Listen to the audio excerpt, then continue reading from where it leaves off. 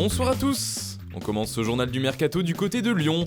L'OL continue sur sa lancée, le club de Jean-Michel Aulas serait en passe de devancer le PSG sur le dossier Abdou Diallo. Foot Mercato vous dévoilait il y a quelques jours que Paris avait noué des contacts avec le défenseur du Borussia. Pourtant, selon la presse allemande, c'est bien Lyon qui serait en pole position, ce qui serait un sacré coup réalisé par Juninho et l'OL. Une information qui a été toutefois démentie par le journal L'Équipe. Les Gones seraient également très intéressés par Benjamin André, le capitaine du Stade Rennais. Lille est déjà sur le coup, mais là aussi, Lyon pourrait coiffer sur le poteau un club français. Et puis à noter que l'OL ne se fera finalement pas chipper son jeune talent Ryan Cherki. L'attaquant de seulement 15 ans a tiré de grandes écuries européennes, mais il a signé son premier contrat avec l'Olympique Lyonnais. Les deux parties sont désormais liées jusqu'en 2022. En Italie, l'Inter est décidément très chaud cet été. Les Nerazzurri continuent d'agiter le mercato. Après les officialisations de Diego Godin libre de tout contrat et de Valentino Lazaro acheté 25 millions d'euros au Hertha Berlin, l'Inter s'est offert le très convoité espoir français Lucien Agoumé du FC Sochaux. Mais sous la houlette d'Antonio Conte, l'Inter ne compte pas s'arrêter en si bon chemin.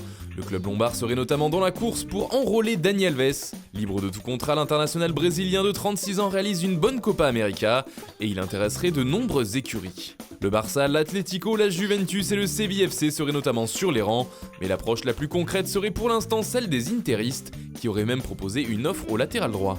Le dossier Romelu Lukaku semble lui pour l'instant difficile à boucler, mais il y a bel et bien un intérêt du club lombard. Un prêt payant de 2 ans pour 10 millions d'euros, avec une option d'achat obligatoire de 60 millions d'euros serait à l'étude, mais selon l'agent du joueur, l'affaire est loin d'être bouclée. L'Inter essaye sérieusement de le signer, les objectifs ne sont pas toujours là pour être atteints, mais c'est une cible déclarée. Pour le moment, cela reste un rêve compliqué, a-t-il affirmé. Le directeur sportif des Milanais Giuseppe Marotta n'a pas hésité à pousser vers la sortie Mauro Icardi, Raja Nainggolan. Ils ne feront pas partie de notre projet, avec la transparence et le respect qui leur est dû. Ce sont tous les deux d'excellents joueurs et d'excellents talents. C'est clairement le talent qui fait gagner des matchs, mais c'est l'équipe qui remporte un championnat, a-t-il déclaré. La Juve et Naples seraient au coude à coude sur le dossier Icardi. De son côté, Nainggolan aurait refusé une offre de la Chine en provenance du Jiangsu Suning. De retour de prêt en provenance de Bordeaux, Yann Caramo devrait lui aussi faire ses valises. Il serait tout proche du club de Parme en Serie A. Des départs nécessaires pour pouvoir enregistrer de nouvelles arrivées. La prochaine pourrait bien être celle de Nicolo Barella, le jeune talent de Cagliari, tant convoité par les Nerazzurri, et il pourrait arriver en compagnie d'Arturo Vidal. Son profil plairait particulièrement à Antonio Conte, qu'il a bien connu à la Juventus. Et puis l'autre club de la ville de Milan a officiellement enregistré une nouvelle recrue. Le français Théo Hernandez quitte le Real Madrid et s'est engagé pour 5 ans avec l'AC Milan. L'international japonais Shoya Nakashima quitte le club d'Al-Douaï au Qatar.